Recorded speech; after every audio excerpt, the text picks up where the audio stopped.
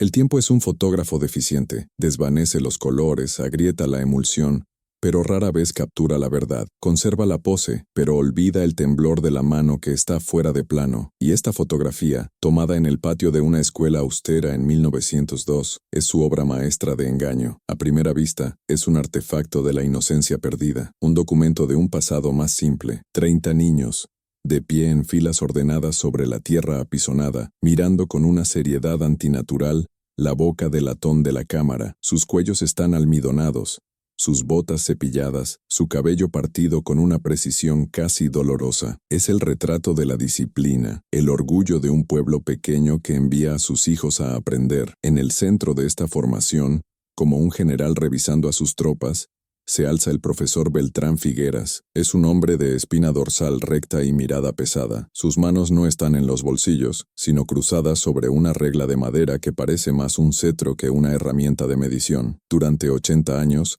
esta imagen fue la definición misma del orden, pero el orden es, a menudo, la fachada que oculta el caos. Las historias más profundas rara vez se encuentran en el centro brillante, se esconden en las sombras, en los bordes borrosos, donde la luz del fotógrafo apenas llegaba. Estas son las crónicas de los héroes invisibles, y para encontrar la suya, debemos aprender a mirar de nuevo. Si estas historias ocultas resuenan contigo, si crees que cada rostro olvidado merece que su verdad sea contada, te invitamos a suscribirte a este canal y a darle me gusta a este viaje. Es la única forma de asegurar que estos ecos no se desvanezcan para siempre. Durante 8 décadas, cuando las familias desempolvaban esta imagen de sus baúles, sus ojos se sentían atraídos por los mismos lugares. Se fijaban en el profesor Figueras, el hombre que, según se decía, enderezó a 2 generaciones de jóvenes. Él era la autoridad, el pilar de la moralidad en una época que exigía certezas. Su reputación era tan sólida como los cimientos de piedra de la propia escuela. Los descendientes señalaban a sus abuelos o bisabuelas en las filas del frente. Los hijos del alcalde, del boticario, del terrateniente, eran los niños visibles, aquellos cuyas vidas estaban destinadas a ser documentadas. Pero esta historia no les pertenece. Pertenece a la niña de la última fila, a la izquierda. Su nombre era Elara Valdés. Apenas es visible, parcialmente oculta por el hombro de un niño más alto, como si intentara retroceder hacia la pared de ladrillo detrás de ella. Elara no era hija de nadie importante. Su padre trabajaba en la cantera, su madre lavaba ropa ajena. En la rígida jerarquía de 1902, Elara era un susurro. En la fotografía, su rostro es una mancha pálida. No comparte la severa concentración de los demás. Su mirada no está en la cámara, sino ligeramente desviada hacia algo o alguien a la derecha del fotógrafo. Hay una tensión en su postura que los otros niños, simplemente aburridos o intimidados, no poseen. Es la tensión de un animal atrapado, la quietud que precede no a la obediencia, sino al terror. Elara Valdés había sido alumna de Figueras durante 3 años. En los registros escolares, si es que alguien se hubiera molestado en revisarlos con atención, sus notas eran inconsistentes, períodos de brillantez seguidos de semanas de silencio y apatía. El profesor Figueras a menudo la señalaba como un ejemplo de mente campesina, capaz de trabajo duro, pero carente de la delicadeza necesaria para el verdadero intelecto. Era una evaluación conveniente, una etiqueta que la descartaba y la hacía aún más invisible. Pero Elara no era apática, era una observadora. Desde su pupitre en la parte de atrás, veía todo. Veía cómo el profesor Figueras manejaba la caja de tizas, cómo ciertas tardes cerraba la puerta del aula con llave para evitar distracciones, cómo algunos niños recibían elogios por respuestas mediocres, mientras que otros, como ella, recibían el golpe de la regla por una verdad susurrada. El aire de 1902 era pesado con cosas no dichas. La sociedad exigía silencio, especialmente de las niñas, especialmente de las pobres. Un profesor era incuestionable. Su palabra era ley, no solo dentro del aula, sino en la plaza del pueblo. Acusar a un hombre como Beltrán Figueras no era solo una impertinencia, era un acto de demencia social, una traición a la estructura misma que mantenía unido su pequeño mundo. El día que se tomó esta fotografía, el aire olía a polvo y al químico áspero del magnesio del flash. El fotógrafo itinerante había llegado, y el evento era de gran importancia. Era una interrupción, un día para documentar el éxito del proyecto educativo del pueblo. El profesor Figueras había insistido en la perfección. Los niños recordaban sus instrucciones esa mañana, su voz baja y precisa, advirtiéndoles que cualquier comportamiento indecoroso traería una vergüenza permanente, no solo sobre ellos, sino sobre sus familias. Era un experto en el manejo del miedo como herramienta pedagógica. Mientras el fotógrafo se escondía bajo su tela oscura, ajustando el foco, Elara Valdés estaba temblando. No era por el frío, era un día cálido de primavera. El niño a su lado, Mateo, recordaría 80 años después, justo antes de morir, que Elara había estado llorando en silencio esa mañana detrás del cobertizo de leña. Cuando él le preguntó por qué, ella solo negó con la cabeza y se limpió la nariz con el dorso de su delantal. Pero ahora, mientras el fotógrafo contaba hacia atrás, Elara hizo algo. Fue un movimiento diminuto, casi imperceptible, mientras los otros niños apretaban los puños a los costados o los entrelazaban obedientemente al frente. La mano derecha de Elara se movió, se deslizó hacia el bolsillo de su delantal, pero no se metió dentro. Sus dedos se curvaron alrededor de un objeto que ya estaba allí, un objeto que empujó ligeramente hacia adelante, forzando el contorno contra la tela áspera. Nadie lo notó, no el fotógrafo, preocupado por la luz, no el profesor Figueras, preocupado por su propia pose de estadista, y ciertamente no las familias que recibieron las copias de placa de vidrio semanas después. Vieron a sus hijos, vieron al maestro, vieron el edificio de la escuela, vieron el orden, vieron la inocencia. Durante 80 años, la fotografía de la clase de 1902 fue solo eso, una fotografía. Se copió, se redujo, se enmarcó y se olvidó. Contaba una historia simple de educación y disciplina, pero la fotografía mentía, o, más exactamente, guardaba un secreto. Se necesitaba un tipo diferente de mirada, una mirada nacida 80 años después, en un mundo diferente, una mirada armada con una tecnología y una perspectiva que Beltrán Figueras nunca podría haber imaginado, porque escondido en esa fila trasera, en la pose tensa de una niña invisible, había un detalle minúsculo, una protuberancia en un bolsillo, una sombra que no debería haber estado allí, una forma que no coincidía con nada que una niña de escuela en 1902 debería poseer. Elara Valdés no solo estaba siendo fotografiada, estaba testificando, estaba deslizando una confesión en la botella de la historia, esperando que un día, alguien, en alguna orilla lejana, la encontrara. El obturador se cerró, capturando la luz de ese día de primavera, y con ello selló la evidencia del crimen del profesor, ocultándola a plena vista. Durante 80 años, la fotografía vivió una vida tranquila, se convirtió en un ancestro en la pared, un marcador de genealogía. El profesor Beltrán Figueras envejeció, su reputación se solidificó, convirtiéndose en una leyenda local. Se jubiló con honores, y a su muerte, el pueblo entero guardó luto por el hombre que había construido el futuro. Los niños de la fotografía crecieron, libraron guerras, tuvieron hijos y contaron historias de sus días de escuela. Contaban historias de la severidad de Figueras, de su regla de madera, de su disciplina inflexible, pero siempre lo contaban con una sonrisa de nostalgia. Era el rigor de un tiempo pasado, un rigor que, según ellos, les había forjado el carácter. Elara Valdés también creció, se casó joven, se mudó a la ciudad, trabajó en una fábrica textil y su rastro se perdió, como el de tantos otros de la fila trasera. La fotografía y el secreto que contenía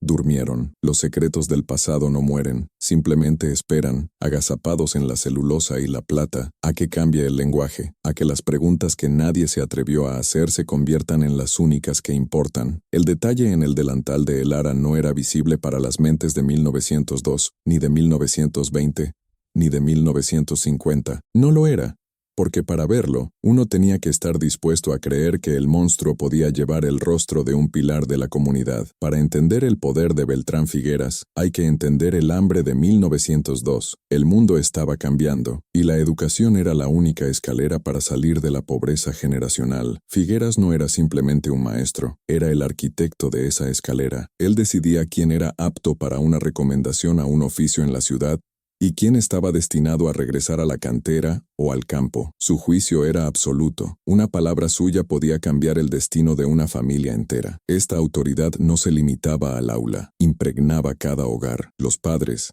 desesperados por dar a sus hijos una oportunidad que ellos nunca tuvieron, convertían la obediencia al profesor en una virtud cardinal. No hagas enfadar al maestro Figueras, era el mantra en cada cena. Cuestionarlo era impensable, contradecirlo era un suicidio social, y él lo sabía. Disfrutaba de ese poder, lo cultivaba con una mezcla precisa de elogios públicos y castigos privados. Su control era total, y en ese entorno hermético, Elara Valdés era la anomalía. Ella no buscaba su aprobación, su silencio en clase no era sumisión, Era una retirada táctica, era un puesto de observación. Desde su lugar en la última fila, el Lara veía los patrones que los niños del frente, ansiosos por complacer, ignoraban. Veía cómo la mano del profesor Figueras se demoraba en el hombro de ciertos niños. Veía las tareas especiales asignadas después de que sonaba la campana. Veía a Mateo, el niño a su lado en la foto, encogerse cada vez que Figueras pasaba cerca, a pesar de que Mateo era uno de los estudiantes más brillantes, y recordaba a Sofía, la niña del año anterior. Sofía, que solía reír fuerte y correr más rápido que los niños,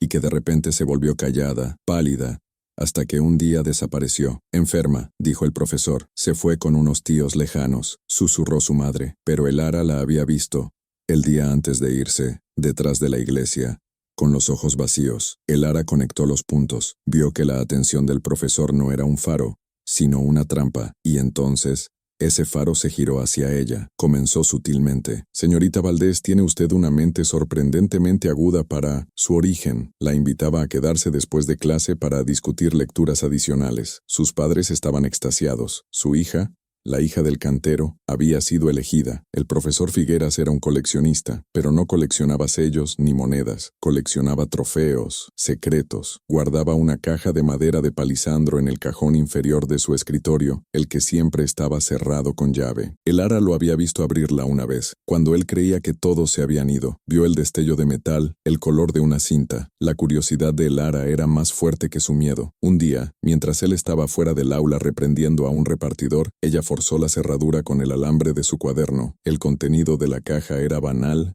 e impactante. Un botón de nácar, una cinta de terciopelo azul, idéntica a la que Sofía solía llevar, un pequeño soldadito de plomo al que le faltaba la cabeza, el juguete favorito de Mateo, que se había perdido misteriosamente hacía un mes, y debajo de todo, un pequeño objeto de plata, un guardapelo. El Lara lo reconoció al instante. Pertenecía a su propia madre, un regalo de bodas que ella guardaba como su posesión más preciada. El Lara lo había cogido prestado en secreto esa mañana, fascinada por su brillo, y lo había llevado a la escuela, guardándolo en su bolsillo. Se le debió caer. Y Figueras lo encontró. Él lo había guardado, no para devolvérselo, sino para quedárselo. El horror de ese descubrimiento fue absoluto. No se trataba de amabilidad, no se trataba de tutoría, se trataba de posesión. Él les quitaba algo, una parte de ellos, y lo guardaba. El Lara volvió a cerrar la caja, pero su mente estaba acelerada. Sabía que no la creerían. La hija del cantero acusando al profesor Figueras de robar un guardapelo, se reirían de ella antes de castigarla. Necesitaba algo más. Al día siguiente fue el día de la fotografía. La atmósfera era tensa. Figueras estaba en su mejor momento, ordenando a los niños, pavoneándose para el fotógrafo. Organización, decía, es la clave del carácter. Justo antes de salir al patio, llamó a el Lara a su escritorio. Un pajarito me dijo que perdiste algo, susurró, su aliento oliendo a anís. Abrió el cajón, sacó el guardapelo y lo sostuvo frente a ella. Quizás, si eres una niña excepcionalmente obediente hoy, considere devolvértelo. Era un chantaje, una demostración de poder, pero subestimó a el Lara. Cuando él se dio la vuelta para gritarle a otro niño, la mano de el Lara fue un relámpago. No cogió el guardapelo, cogió el soldadito de plomo roto de Mateo, lo hundió en el bolsillo de su delantal. Fue un acto de pura rebelión instintiva, y ahora, de pie en la última fila, mientras el fotógrafo preparaba su placa, el Lara sintió el metal frío contra su cadera. El profesor Figueras estaba a solo unos metros de distancia, en el centro de su universo ordenado. El Lara Valdés, invisible y temblando, giró su cuerpo ligeramente, empujando el contorno del soldado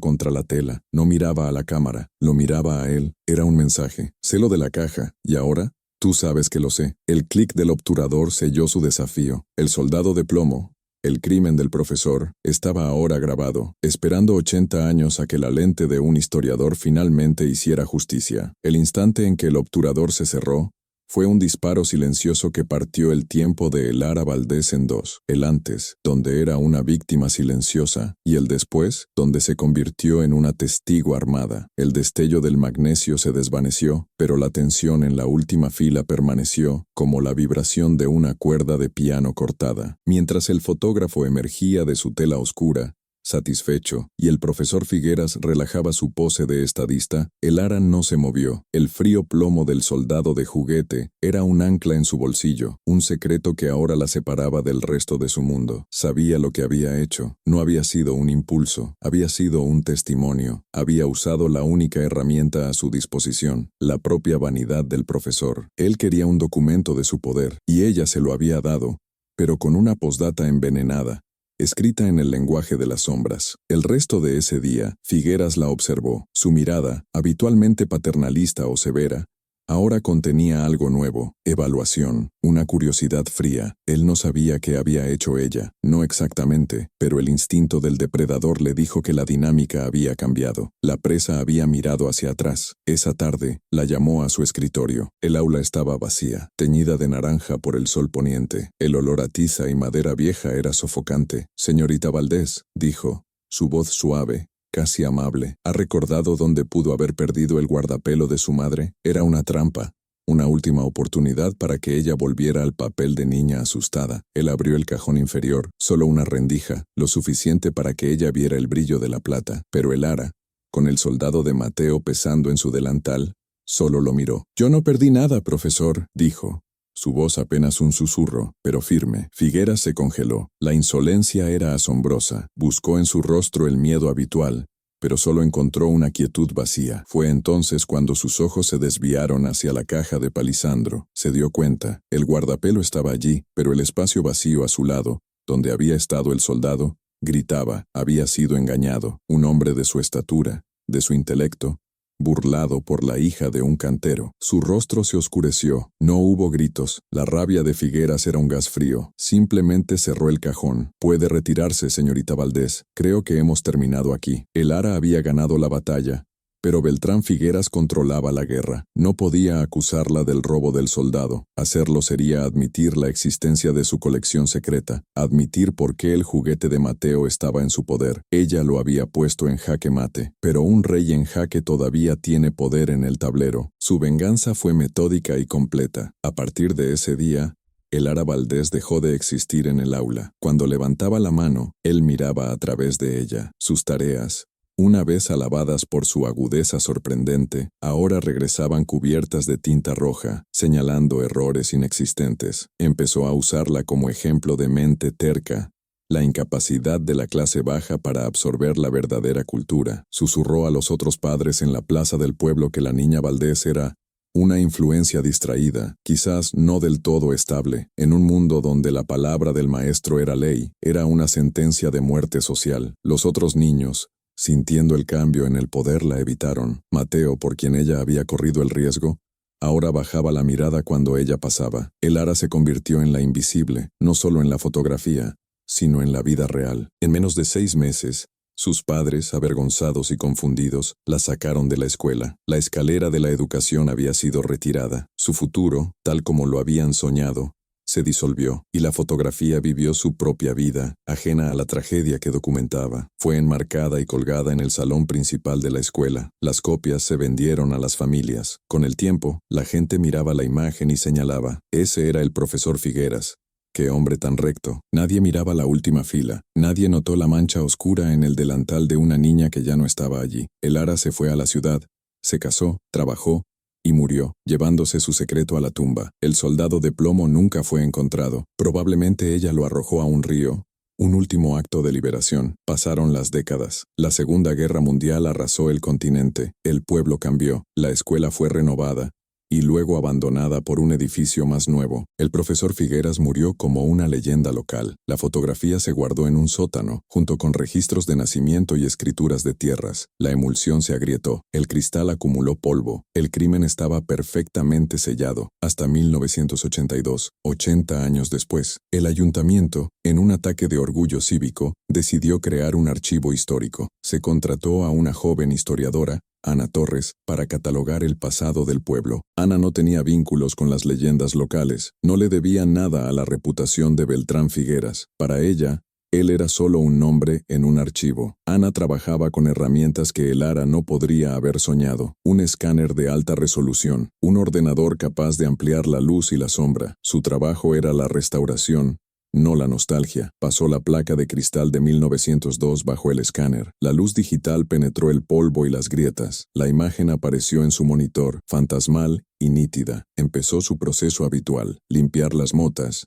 equilibrar el contraste. Luego, hizo lo que siempre hacía: un barrido de primer plano de cada individuo, buscando detalles para el catálogo. La fila del frente, los hijos del alcalde, claros como el cristal. El profesor Figueras, imponente. Luego, la fila de atrás. El Lara, la chica medio oculta. Ana hizo zoom, y otra vez, y una vez más. El monitor procesó la información. Y lo que había sido una sombra indistinta durante 80 años, de repente, adquirió forma. Ana se reclinó en su silla. No era un pliegue, no era un pañuelo. La ampliación digital reveló un contorno inconfundible, rígido, metálico, un ángulo recto en la base, un torso, un brazo levantado y una cabeza, o más bien, la ausencia de una cabeza. Era un soldado de juguete roto. Ana, una historiadora meticulosa, sintió el primer escalofrío. No fue la presencia del juguete lo que la inquietó, fue la forma en que la niña lo sostenía. No estaba jugando con él, lo estaba presionando contra la tela, con una fuerza deliberada, asegurándose de que la luz lo capturara, y luego notó la mirada de la niña, no a la cámara, sino a él. Al profesor, un soldado de juguete. Ana Torres apartó la mirada del monitor y la dejó vagar por el silencioso sótano del archivo. Un historiador aprende que no existen los detalles accidentales, solo historias que aún no se han conectado. Un niño que lleva un juguete a la escuela es trivial, pero la forma en que el Lara Valdés sostenía este objeto no era un gesto de consuelo, era un gesto de posesión. La tensión de sus dedos, visible incluso en la emulsión de 80 años, no era de juego, era de desafío, y su mirada, fija en Figueras, era un duelo silencioso. Ana sintió el primer escalofrío profesional, la sensación de que el polvo que estaba limpiando no cubría un mueble, sino una tumba. La anomalía del soldado de juguete se convirtió en el punto de partida de su verdadera investigación. Ya no estaba catalogando una foto, estaba exhumando un caso. Dejó el escáner y se dirigió a los registros físicos, a los libros de contabilidad encuadernados en cuero que olían a vainilla y decadencia. El nombre de Lara Valdés apareció rápidamente. Sus notas, como se insinuaba, eran erráticas, pero luego Ana encontró la correspondencia, cartas del profesor Figueras a sus padres, notas sobre su naturaleza distraída y finalmente el registro de su retirada, firmado por su padre con una X, en octubre de 1902, solo 4 meses después de que se tomara la fotografía. La palabra que Figueras había usado en su informe personal era incorregible. Era un término que la detenía, no lenta o distraída, sino incorregible. Era un juicio moral, no académico. Ana empezó a buscar a los otros niños de la última fila. Mateo, el niño junto a el Lara. Sus registros también mostraban un declive, pero fue otro nombre, de un registro del año anterior, el que le heló la sangre. Sofía, la niña que, según los rumores que el Lara había escuchado, se había ido. Ana buscó en los registros civiles, no en los escolares. No se había ido con sus tíos. Beltrán Figueras, en su calidad de autoridad educativa local, había firmado los papeles para su ingreso en el Sanatorio de la Misericordia,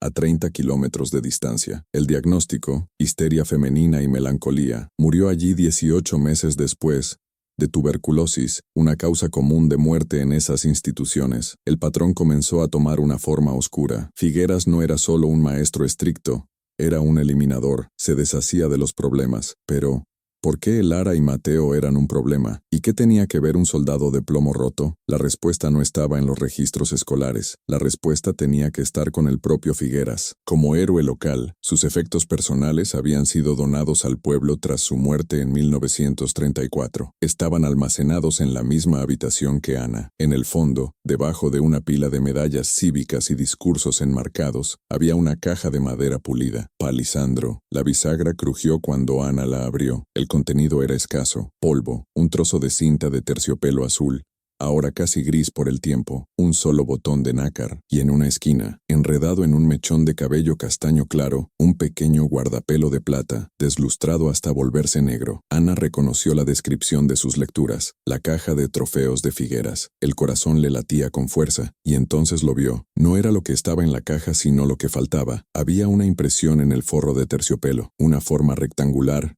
con una pequeña muesca, la forma de un soldado de plomo, el mismo soldado que ahora descansaba en la ampliación digital en su pantalla. El rompecabezas se armó con una claridad nauseabunda. El soldado no pertenecía a Elara, pertenecía a la colección secreta de Figueras. De repente, la escena de 1902 se reescribió. El crimen del profesor no fue una indiscreción momentánea, fue un sistema. Era un depredador psicológico que coleccionaba fetiches de los niños que quebrantaba. La cinta de Sofía, el soldado de Mateo, el guardapelo de la madre de Elara, probablemente robado o retenido como palanca, y Elara, la niña de 12 años de la última fila, lo había descubierto. Había entrado en el despacho de Figueras, había visto la caja y en un acto de valentía casi inimaginable, no había recuperado su propia pertenencia. Había tomado la de Mateo, había robado la prueba del crimen de otra persona y luego, en el día de la fotografía, sabiendo que él la estaba chantajeando, sabiendo que él la destruiría, usó su vanidad contra él. Se aseguró de que la evidencia que había robado quedara grabada para siempre en la propia celebración de su poder. Ana miró la pantalla. Elara Valdés no estaba temblando de miedo, estaba temblando de rabia. No era una víctima posando para un retrato, era una denunciante entregando su testimonio. Elara no solo estaba mirando a Figueras, lo estaba acusando. Durante 80 años el crimen perfecto del profesor había estado colgado en las paredes del pueblo, visible para todos, pero visto por nadie. Ana Torres apartó la mirada del monitor. El sótano del archivo, que momentos antes era un depósito de hechos muertos, un refugio silencioso contra el presente, ahora se sentía denso, como el aire antes de una tormenta eléctrica. La luz de la ampliación digital iluminaba su rostro, pero la imagen que proyectaba ya no era la de 1902, era el presente. 80 años de historia, 80 años de reputación incuestionable, se habían comprimido y colapsado en el espacio de un solo clic del ratón. La inocencia de la placa de vidrio se había hecho añicos, revelando el negativo oscuro que siempre había estado allí, esperando la luz correcta. El retrato de la escuela de 1902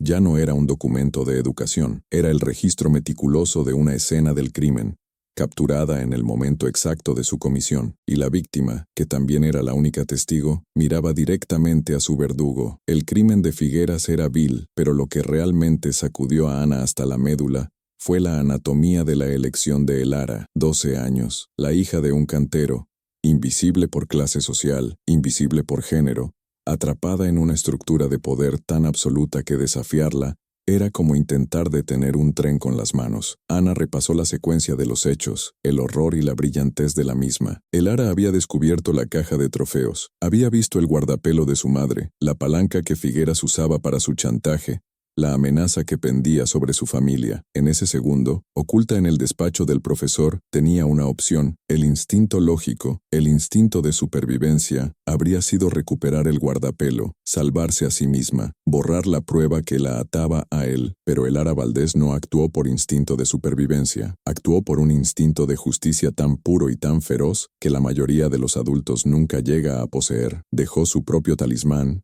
su propia debilidad, en la caja del depredador, y en su lugar, su mano se cerró alrededor del soldado de plomo roto de Mateo. ¿Por qué? Ana solo podía teorizar, pero la respuesta parecía clara. El guardapelo era una prueba contra ella, la prueba de que había cogido algo de su madre. Pero el soldado era la prueba contra él. Era el trofeo de otro niño quebrado, un niño que todavía estaba allí, temblando a su lado en la última fila. Elara no eligió su propia liberación, eligió la evidencia. Fue un acto de sacrificio tan profundo que casi se pierde en la historia. Durante 80 años todos le habían fallado a Elara Valdés, sus padres que, enfrentados a la elección entre la palabra de su hija y la del hombre que tenía la llave de su futuro, eligieron al hombre, el pueblo, que aceptó su exilio social como el precio justo por ser incorregible. Los otros niños, incluido Mateo, que aprendieron la primera y más dura lección de Figueras, mirar hacia otro lado, e incluso la historia misma, que había aceptado la fotografía por su valor nominal, celebrando al perpetrador mientras borraba a la testigo. La reputación del profesor Figueras era un edificio tan grande y tan imponente que nadie, durante 8 décadas, se había atrevido a inspeccionar los cimientos. Ahora, Ana veía las grietas, veía que la disciplina de Figueras era un eufemismo para el terror psicológico. Su orden era la supresión sistemática de la verdad. Su legado, celebrado en placas de bronce en el antiguo ayuntamiento, estaba construido sobre el silencio de Sofía, la sumisión de Mateo y el destierro de Elara. Con esta nueva y terrible verdad, la fotografía entera se transformó ante los ojos de Ana, volvió a la ampliación. Ya no veía niños posando, veía rehenes. Vio la rigidez en los hombros de Mateo, la forma en que sus manos no estaban simplemente entrelazadas, sino apretadas con tanta fuerza que los nudillos debían estar blancos. Miró a los niños de la primera fila, los hijos de los notables del pueblo. Sus miradas serias ya no parecían respeto, parecían una obediencia tensa, la de aquellos que saben que están a salvo, mientras el depredador elija a otros. Eran la coartada de Figueras, la fachada de normalidad que él necesitaba, y luego estaba él, Beltrán Figueras, en el centro de todo. Sus ojos no miraban a la cámara, miraban más allá, hacia la posteridad, hacia la inmortalidad, completamente seguro de su control. No tenía la menor idea de que, a solo unos metros, en la oscuridad de la última fila, una niña que él consideraba una molestia sin importancia, estaba convirtiendo su monumento en un acta de acusación. Él estaba posando para su legado, mientras ella estaba documentando su crimen. Ana Torres apagó el escáner. El silencio del sótano era pesado, ya no vacío, sino lleno de voces no escuchadas. Sobre su escritorio, las reliquias de la caja de palisandro, la cinta azul desvaída, el botón de nácar, el guardapelo de plata ahora negro, parecían vibrar con una energía latente. Eran los gritos ahogados de niños que nunca tuvieron voz. El soldado de plomo sin cabeza en la pantalla era el único que había escapado. Ana entendió la carga que ahora caía sobre ella. No era suficiente con catalogar, no era suficiente con escribir una nota a pie de página. Elara Valdés había deslizado esa nota en la botella de la historia, y 80 años después, había llegado a la orilla de Ana. Elara había sacrificado su futuro entero, su educación y su reputación, por la pequeña, casi imposible,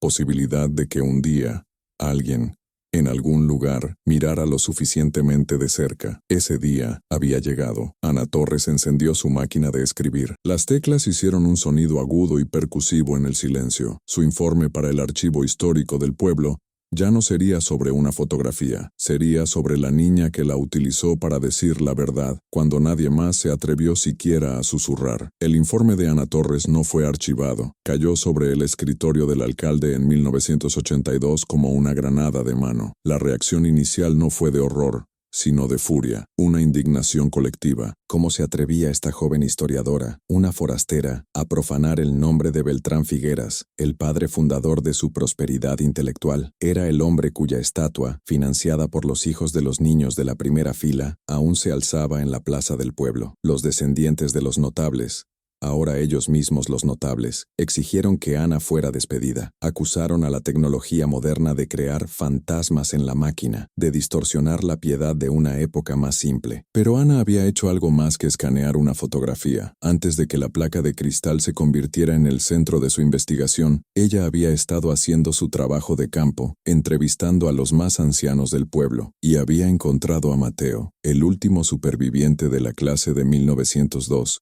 muriendo en un asilo, con la mente nublada por la demencia senil. La mayoría de sus palabras eran inconexas, pero volvía una y otra vez a un recuerdo febril. Él se llevó mi soldado, susurraba Mateo a la grabadora de Ana, mi soldado sin cabeza. Y Elara lo sabía, ella lo vio, ella tenía miedo del cajón. En ese momento, las palabras de Mateo parecían el delirio de un moribundo. Ahora, combinadas con la forma del soldado en el delantal de Elara y la huella vacía en la caja de palisandro, se convirtieron en la piedra angular de la verdad. El testimonio de Mateo, activado desde más allá de la tumba por la valentía de Elara, hizo que la defensa de Figueras fuera insostenible. El informe de Ana, ahora apoyado por el testimonio final del último testigo, se hizo público. La estatua de la plaza no fue derribada en una protesta, fue retirada silenciosamente una noche de martes, bajo el pretexto de reparaciones. La calle Figueras fue renombrada como calle de la Escuela Vieja. La placa en el ayuntamiento desapareció. El pueblo no confesó su vergüenza, simplemente la borró, esperando que una segunda ola de olvido cubriera la primera. Pero la fotografía ya no podía ser olvidada. Ahora que el crimen era visible, era lo único que alguien podía ver. La gente miraba la imagen